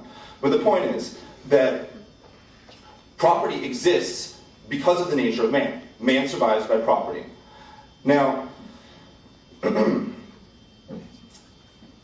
we talk about the government deciding on certain values, which somehow we think that people voicing what they want in the marketplace is not enough of a decision. People shouldn't be able to just pay for what they want, and if someone can provide it, they should just be able to provide it, free of any third-party coercion. We say the government decides. What does it mean the government decides? Like I said in my opening, the government, society, is not an entity. A democracy cannot vote on value. Society as such does not value. There's only individuals that value. Individuals are the only ones who have a right to voice their desires or wants. They're the ones who in the marketplace can say, I want this, I'm willing to trade this in exchange. To say that the government decides is only to say that the government is your slave master. Now, how is that the case? Imagine, if you will, you are a homeowner, and someone comes to your home and says, I want your silverware. Okay, well, does he have a right to just take it? I mean, let's just say he goes to your home and takes your silverware, points a gun at you and says, give me your silverware or you're dead. So, does he have a right to do that? And I think everybody here can agree no. Not that your agreement is justification, but regardless, I think you can understand that it's no. If one person can't do it, what about 10 people? 10 people come to your home and there's just you living there. They're now a relative democracy. Do they get to take your silverware because they've decided amongst themselves and you're just one among 11? They can now have your silverware? No. What about 100 people? No. 10,000? 100 million? A billion? No. There's no principle that changes when you suddenly have 51% of people decide, we want this person's silverware, or, as the case may actually be, your hard-earned income, or whether it's what you can do with your bank or your electric company or Microsoft, or you fill in the blank. There's no right that a democracy suddenly has that is above and beyond what any particular individual in that democracy has. If one man cannot vote away the rights of if one man cannot just take away the rights of another, no democracy can do that either.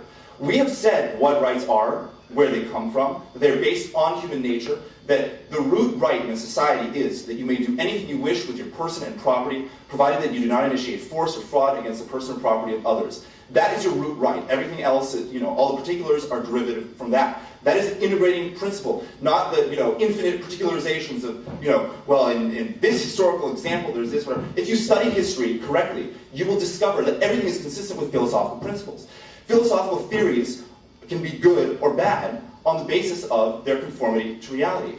So if you start with correct facts of reality, that is, what is human nature, what is the nature of knowledge, and set with the nature of the universe before that, you can get to true facts of reality. And history will support that because you cannot practice logic on correct premises and get to an incorrect conclusion. So this is why, when we say that human beings have rights, they're based on facts of human nature. These are the perceptual level facts that everybody has access to. Everybody can verify for themselves. We don't need to go and study history books. Though if we do, like I said, you will discover they're completely consistent with philosophy.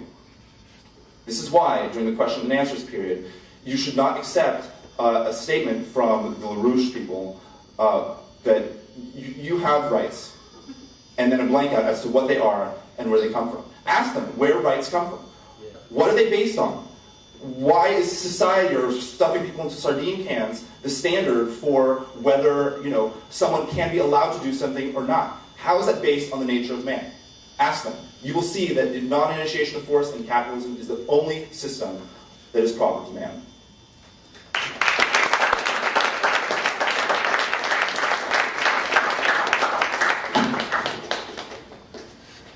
All right, that effectively successfully end our debate, we'll now be opening this up to questions from the audience. Although before we do that, first of all, let's just give one last round of applause to our debaters.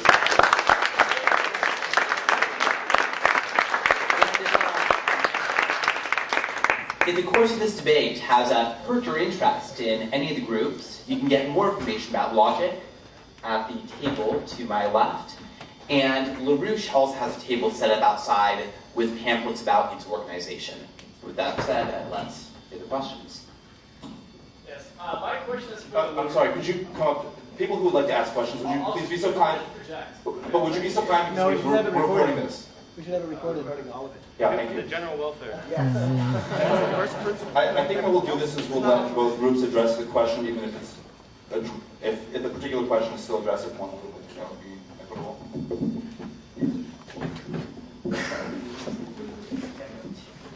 Just back up.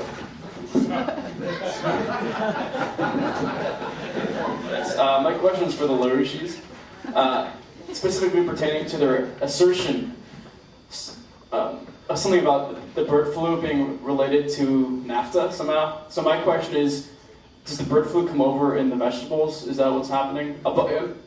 Is there an element of free trade that causes the proliferation of diseases from one place to another beyond the movement of people? Yeah, the free flow of goods, the shipment of goods. As I said, it wasn't NAFTA per se that's responsible for the spread of the bird flu. But I don't know if, okay, yeah. But what you have is because you've destroyed a certain localization of the production of food, that you've got transport of unregulated, largely, transportation of chickens in particular that carry this bird flu. Now, this bird flu is also mutated to where it's been able to jump into other birds and things, and so you've got now, because of that, a free flow of this disease. I mean, it's pretty much as simple as that. But if this is contagious to humans, wouldn't humans be able to transfer it? Yeah, and that's the thing. It is humans can be affected by it. Now, there's still a lot of research that has to be done as to whether or not human beings can be carriers of it. Someone might have more specifics on that. But also the danger then you risk is that it can mutate. Diseases mutate. And so one of the dangers is that it will mutate into a form where you can have a human carrier. All right, we're going to want to limit follow-up questions to allow opportunity for other people to also ask questions. I mean, all I really have to say for that is, Logic completely agrees. Everyone should wear spacesuits. We should enclose the United States, every country in the world for that matter, in a giant biodome. And that'll protect everyone from every disease ever. We completely agree with that. That makes a lot of sense. We won't have any spacesuits because under a deregulated system, we're not going to have a space program. All right. But this isn't supposed to be a banter, but let's put it this way. It is true that we would not have the space program that we have today because if we didn't have it regulated. But it would have come about on its own terms when people actually desired it, not because some people decided to vote to use the money of other people for this, lofty, scientific exploration. Now, a few points about this bird flu business. I mean, it is true that diseases can spread. They spread when people interact with one another. How do you think diseases spread when you pack people into sardine cans? I would say that your maximum potential, of getting people into small areas. I mean, this is that's a fallacy of composition on your. All right. Regardless. Okay. But the point because the thing is. All right. Hold on. Well, okay. The debate is ended. Let's just get to our next question.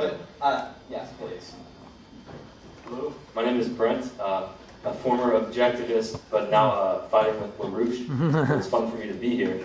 I'd like to situate my context for the Logic Club in the reality of the current hyperinflationary process we're experiencing, created by deregulation, meaning the absence of government intervention in the creation of credit by banks. Okay, my question, because the logical consequences of this hyperinflation that we can prove to exist, one such consequence would be, maybe your mom wouldn't be able to afford your government subsidized education.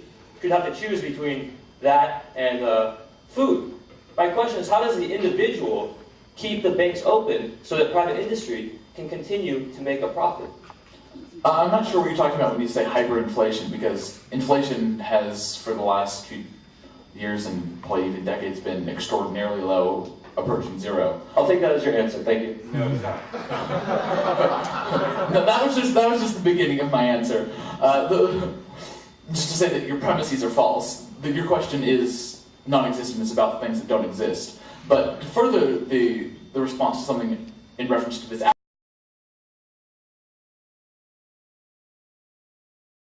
Intellectual and active groups.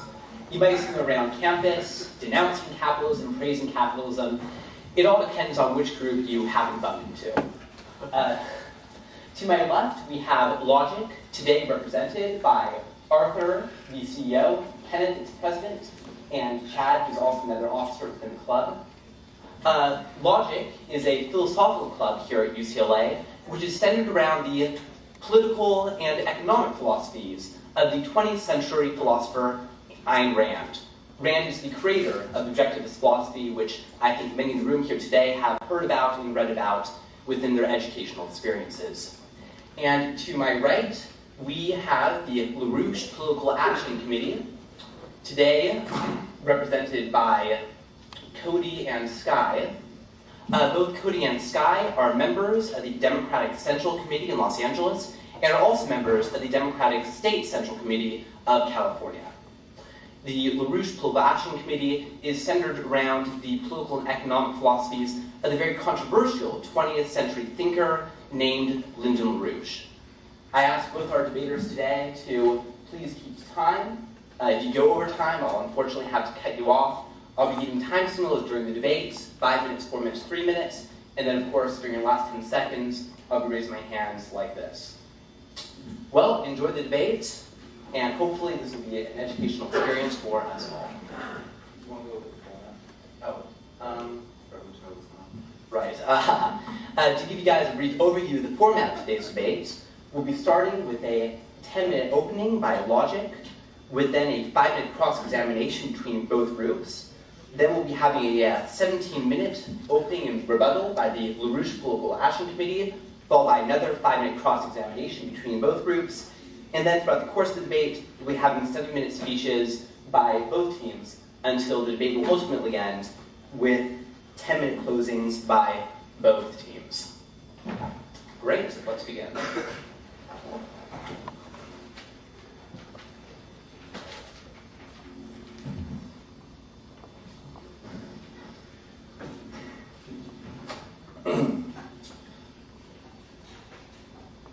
Thousands of years ago, the first man discovered how to make fire.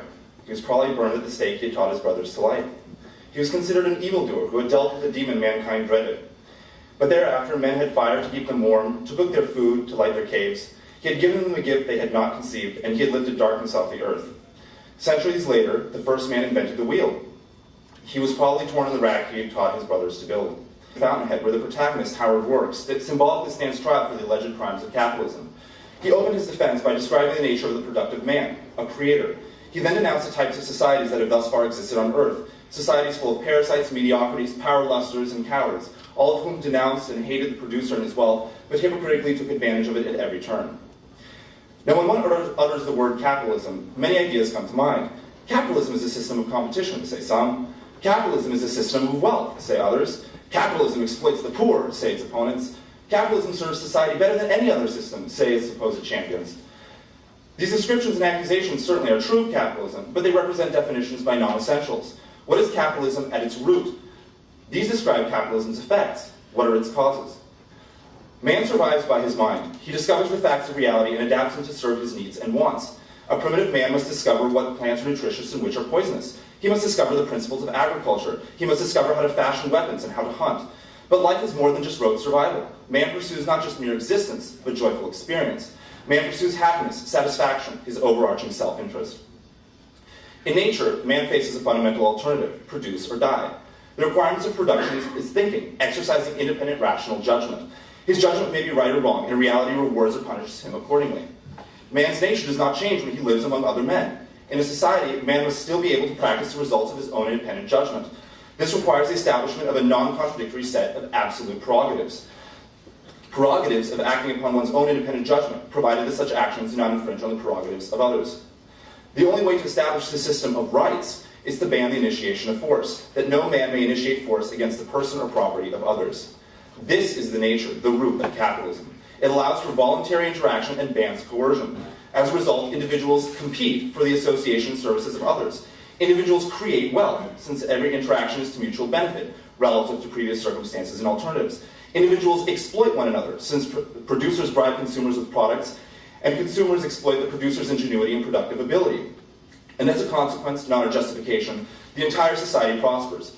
It should be made clear that we do not live under capitalism today. Indeed, we live in a mixed economy of sorts, where there are capitalistic elements mixed with statism, that is, good compromise with evil. The extent to which America has been prosperous is precisely the extent to which it has been capitalistic, and vice versa.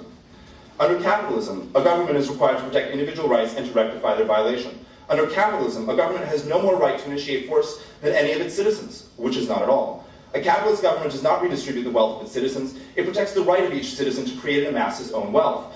It requires that each citizen takes responsibility for himself. It does not force anyone to be his brother's keeper. Capitalism allows man to face reality qua man. It does not shield him from his actions' effects. Fundamentally, the argument for capitalism is still, such as the pattern with all such social programs. The government violates the rights of some individuals for supposed benefit of others. But ultimately, everybody loses out. The government destroys incentives, destroys wealth, creates and encourages poverty. There is no social program that is without aggregate and cascade effects. Our opponents may propose a variety of justified government controls or interventions, whether it is to help the poor, ensure fair competition, or some other so-called desirable goal. But one cannot legislate goals into being. One cannot have effects without causes. There's no alternative to facts of reality. There's only one way to ensure that private resources are used efficiently. There's only one way to ensure that rights are not violated. There's only one way to reward reason. There's only one way to discourage rationality. Capitalism bans the initiation of force, of citizens against one another and the government against the citizens. It bans the intrusion of government into private consensual affairs. It bans the mixture of economy and state. Capitalism is a system of reason. Capitalism is a system of prosperity. Capitalism is a system of and for man. Thank you.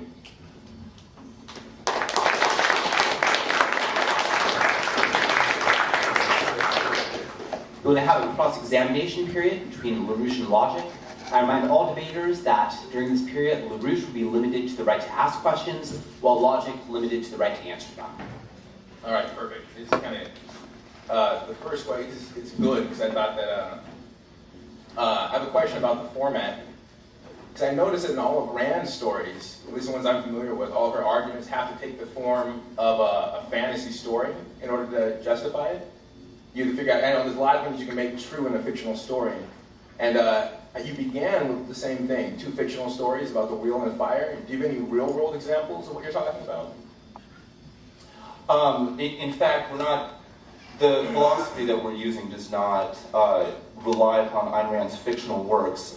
There are quite a few non-fictional works that very well justify what we say, but regardless, we're not appealing to authority to say that Ayn Rand said so, so here it is. As far as real-world examples, we can talk about results of different kinds of economic policies and what they've done in the past. But ultimately, if you start with correct philosophical premises and perform logic on them, you will get to correct conclusions in philosophy. So as far as anything that you may challenge us on, if it's true or false or real-world examples, by all means try to point out an error in our logic and we can respond. Although I'd like to add that an outstanding example of the failure time and time again of government regulation in the economy was the rent control example Arthur gave in his opening. Do you think it's possible to have correct read? He was considered a transgressor who ventured into forbidden territory, but thereafter men could travel past any horizon. He had left them a gift they had not conceived, and he had opened the roads of the world. That man, the unsubmissive and first, stands in the opening chapter of every legend mankind has recorded about its beginnings. Prometheus was chained to a rock and torn by vultures because he had stolen the fire of the gods. Adam was condemned to suffer because he had eaten the fruit from the tree of knowledge. Whatever the legend, somewhere in the shadows of its memory, mankind knew that his glory began with one, and that one paid for his courage. Throughout the centuries, there were men who took the first steps down new roads armed with nothing but their own vision. Their goals differed, but they all had this in common, that the step was new. The road was the first one, the vision unborrowed, and the response they received, hatred. The great creators, the thinkers, the artists, the scientists, the inventors, stood alone against the men of their time. Every great thought was opposed. Every great new invention was denounced. The first motor was considered foolish. The airplane was considered impossible. The power loom was considered vicious. Anesthesia was considered sinful. But the men of unborrowed vision went ahead. No creator was prompted by a desire to serve his brothers, for his brothers rejected the gift he offered, and that gift destroyed the slothful routine of their lives. His truth was his only motive, his own truth, and his own work to achieve it in his own way. A symphony, a book, an engine, a philosophy, an airplane, or a building, that was his goal in his life. Not those who heard, read, operated, believed, flew, or inhabited the thing he had created. The creator, the creation, not its users. The creation, not the benefits others derived from it. The creation which gave form to his truth. He held his truth above all things and against all men. His vision, his strength, his courage came from his own spirit. A man's spirit, however, is in itself, that entity which is his consciousness. To think, to feel, to judge, to act are functions of the ego. The creators were not selfless. It is the whole secret of their power, that it was self-sufficient, self-motivated, self-generated, a first cause, a fount of energy, a life force, a prime mover. The creator served nothing and no one. He had lived for himself. And only by living for himself was he able to achieve the things which are the glory of mankind. Such is the nature of achievement. Man cannot survive except through his mind. He comes to earth unarmed. His brain is his only weapon. Animals obtain food by force. Man has no claws, no fangs, no horns, no great strength of muscle. He must plant his food or hunt for it. To plant, he needs a process of thought. To hunt, he needs weapons, and to make weapons, a process of thought. From the simplest necessity to the highest religious abstraction, from the wheel to the skyscraper, everything we are and everything we have comes from a single attribute of man, the functioning of his reasoning mind. But the mind is an attribute of the individual. There is no such thing as a collective brain. There is no such thing as a collective thought. We can divide a meal among many men. We cannot digest it in a collective stomach. No man can use his lungs to breathe for another man. No man can use his brain to think for another. All the functions of body and spirit are private. They cannot be shared or transferred. That quote was from Ayn Rand's Autophagy. It is based on man's rights. What would an economic analysis yield? Men pursue their values. Under capitalism, men interact voluntarily, so the only reason to interact with other men is to obtain a value. Each party to a transaction sees it in his own interests. Otherwise, he is free to abstain. In such a society, every transaction results in mutual gain. Everybody in society is getting richer, which is good for each individual. There is no conflict. Granted, some get richer faster than others, and wealth gaps will increase, but the poor are still getting richer, to the extent of their abilities and ambition. Now, society as such does not value. Society is not an entity. It does not have wants, needs, goals, or ambitions. There are only the individuals of society. Individuals value. They want, need, aspire, create, produce, think. Society does not have interests. Individuals do. The only honest way to say that something is in society's interest is to say that it is also in each individual's interests. But too often, the justification of public good, social gains, or general welfare results in the momentary benefit of some individuals at the expense of others, but always results in long-term detriment of all. These types of policies are always harmful and are in fact anathema to capitalism. Instead of allowing individuals to create and operate by natural incentives, the government distorts incentives, turning value into non-value, and vice versa. It rewards incompetence, it punishes success, it destroys wealth. Instead of protecting the absolute right to private property and to voluntary association, the government grants exclusive franchises, establishes coercive monopolies, subsidizes industries that can't survive by appealing to consumers' desires, restricts and regulates at the whim of pressure groups, lobbyists, special interests, unions, and corporate donors. When the government interferes in the economy, it is a travesty. It is a violation of individual rights that, not coincidentally, results in a whole host of problems for everyone. Consider one of a myriad of examples, rent control. Instead of allowing landlords to discover for themselves the most efficient allocation of their resources by adjusting prices according to what the market can bear, rent control violates the rights of landlords to do with their property as they wish. Because there's no such thing as a right to housing, there's only the right to create or trade for it. It is only by violating landlords' property that rent control can supposedly benefit renters. But does it even do that? Rent control limits the profit that landlords can amass. Not only does this punish their success, their ability to identify and invest in an industry that will yield a good return, but it limits their ability to invest their profit in further development. A capitalist does not fill swimming pools with gold coins a la Scrooge McDuck. He invests his exuberant profits in new ventures, creating even more wealth for himself and, consequently, for others. Similarly, property developers invest their profits in developing more rental units. But how can they do this with rent control limiting their profits? It gets worse. Because rent control makes rent artificially low, many more people will want to rent than there will be available units, resulting in long lines, waiting periods, ultimately lost time, resources, and investments. You may say, but everyone wants a place to live. This is true, but does everybody want a particular place to live if it costs a great deal? They may seek out less expensive alternatives and the market adjusts. Everybody may fancifully want a palace in the sky, but that is not the same thing as economic demand.